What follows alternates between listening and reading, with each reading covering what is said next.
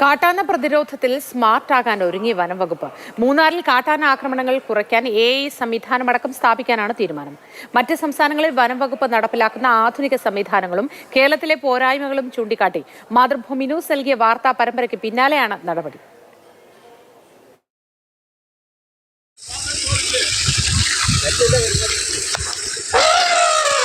നായ്മക്കാട് ഭാഗത്ത് ആനയുണ്ട്. പള്ളിയുടെ അടുത്ത്, അമ്പലത്തിന്റെ അടുത്തായിട്ട് ആന മെയിൻ റോഡിലുണ്ട്. ഒടുവിൽ നമ്മുടെ വനം വകുപ്പ് സ്മാർട്ടാകാൻ ഒരുങ്ങുകയാണ്. മൂന്നാറിലെ എലിഫന്റ് എയർലി വാർണിംഗ് സംവിധാനം കാലോചിതമായി പരിഷ്കരിക്കുമെന്ന് high range circle CCF RS Arun വ്യക്തമാക്കി.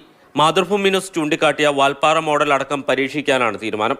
ഒരു 5-6 ക്യാമറ കൂടുതൽ മാങ്കുളത്ത് വയ്ക്കാനും അതിനെ പിന്തുടർന്ന് ബാക്കി മൂന്നാർ ലാൻഡ്സ്കേപ്പിലേക്കും ഈ AI ക്യാമറ സംവിധാനം കുറേയും കൂടെ കൊണ്ടുവരാനും അതോടൊപ്പം നമ്മളുടെ ഈ വാർണിംഗ് സിസ്റ്റവും ഏർലി അലേർട്ടും നമുക്ക് കൂടുതൽ മെച്ചപ്പെടുത്തുന്ന രീതിയിലേക്ക് അത് കൊണ്ടുവരും. ആന പ്രതിരോധ കിടങ്ങുകളും സൗരോർജ്ജ തൂക്കുകളികളുടെയും പ്രവർത്തനം, ഹ്യൂമൻ എലിഫന്റ് കോൺഫ്ലിക്റ്റ് ഇതിലൊരു ഭയങ്കരമായിട്ട് നമുക്ക് ലഘൂകരിക്കാൻ സാധിക്കുമെന്നാണ് നമ്മളുടെ ഒരു പ്രത്യാശിക്കുന്നത്.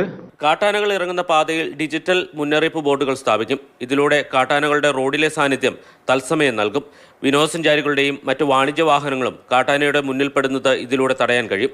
കൂടാതെ പ്രാദേശികമായി ആളുകളെ സംഘടിപ്പിച്ച് കാട്ടാനകളെ പ്രതിരോധിക്കാനും ജനവാസ മേഖലയിൽ ഇറങ്ങുന്നത് തടയാനും സംവിധാനമുണ്ടാകും. സോളാർ ഫെൻസിങ്ങും ഇതുപോലെ human wild life conflict mitigate ചെയ്യാനുള്ള ബാരിയേഴ്സും മറ്റും ഉണ്ടാകും. വൈൽഡ് ലൈഫ് ഏരിയയും ടെറിട്ടോറിയൽ ഏരിയയും കൂടെ കമ്പൈൻഡ് ആയിട്ട് സമഗ്രമായി കണ്ടിട്ടാണ് ഈ പ്ലാൻ ഉണ്ടാക്കിയിരിക്കുന്നത്. മൂന്നാറിൽ കാട്ടാന പ്രതിരോധത്തിനായി നബാർഡിൽ നിന്നും 50 കോടി രൂപ ലഭിച്ചിട്ടുണ്ട്.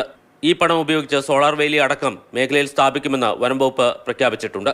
മാതൃഭൂമി ന്യൂസ്, ഇടുക്കി.